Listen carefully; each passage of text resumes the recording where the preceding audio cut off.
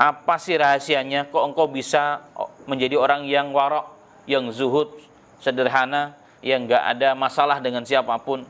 Apa rahasianya wahai Syekh? Maka beliau mengatakan,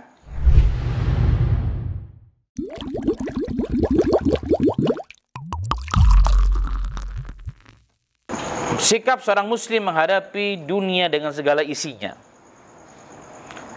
Maka tuntutan agama, hiduplah kita dengan penuh keridhaan terhadap takdir Allah. Kalau kita ridho dan meyakini bahwa takdir Allah yang terbaik bagi kita, maka tidak akan menimbulkan efek-efek penyakit yang lainnya. Jadi hidup apa adanya sesuai dengan takdir Allah Subhanahu wa ta'ala. Jadi jalankan apa yang telah Allah takdirkan. Ya, sebagai apapun kita syukuri. Jangan melihat kandang orang, jangan melihat kamar orang, tanaman orang selalu kelihatan lebih hijau. Ya kan? Maka tidak bisa menjadikan hidup ini sebagai sarana menuju akhirat, tapi kita tersibukkan dengan kanan kiri kita. Seorang Sayyidul Tabi'in Al-Hasan Al-Basri pernah ditanya, "Ya Syekh, apa sih rahasianya? Kok engkau bisa menjadi orang yang warok, yang zuhud, sederhana, yang nggak ada masalah dengan siapapun?" Ya kan? Apa rahasianya wahai Syekh? Maka beliau mengatakan, ada 4 rahasia yang akan kusampaikan kepadamu.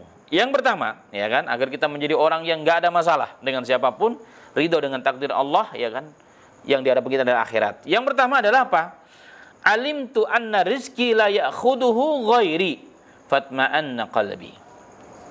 Beliau mengatakan, aku tahu bahwa rezekiku yang Allah telah takdirkan, seraba berapa banyak pun, seraba kecil pun, sedikit pun, dia tidak akan pernah diambil oleh orang lain. Jadi rezekiku yang akan datang kepadaku pasti akan sampai. Itu kata beliau. Maka fatma'anna qalbi, maka aku tenang hati. Saya tidak pernah iri, saya tidak pernah mengambil yang bukan haknya. Ya kan? Karena rezekiku pasti akan sampai kepadaku, kata beliau. Itu yang pertama. Jadi kalau orang bisa begini, Masya Allah. Ya, orang begini udah tambah pamrih dalam segalanya. Sudah menjadi hamba Allah yang sangat luar biasa. Kalau kita tahu bahwa rezekiku tidak akan pernah salah, takdir rezeki itu pasti akan sampai kepada kita. Maka jangan mengambil yang bukan haknya. Allahu Akbar. Kemudian rahasia yang kedua kata beliau, wa alimtu anna amali la yakumu bihi ghairi fashtaghaltu bihi wahdi. Aku tahu amalku yang merupakan bekal menuju kepada Allah, kembali kepada akhirat, tidak bisa dilakukan oleh siapapun. Karena itu aku sibukkan diriku dengan amal persiapan ke akhirat. Enggak kubiarkan orang lain mengambil, ya kan? Maka jangan pernah membiarkan orang lain mengambil hak kita. Yang ketiga, walimtu annallaha muttali'un alayya fastahyaitu ayarani asyan. Aku tahu dan aku meyakini bahwa Allah melihatku dan setiap waktu dan kondisi di manapun aku berada. Maka aku malu kalau aku dilihat oleh Allah sedang aku sedang berbuat dosa. Ini namanya muraqabah. Kalau kita punya ini, yang ketiga ini, maka kita terselamat daripada dosa.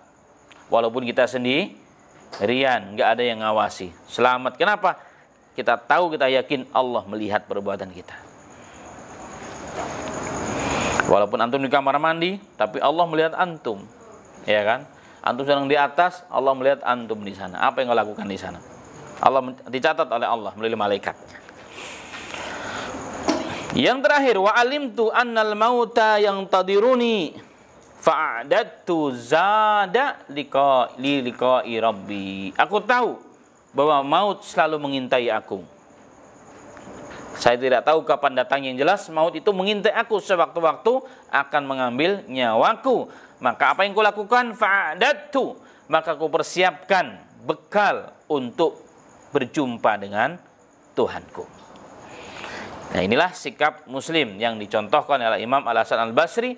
Jika 4 hal kita lakukan, maka segala urusan dunia yang merupakan panggung sandiwara tidak akan membuat kita terpesona, terlena.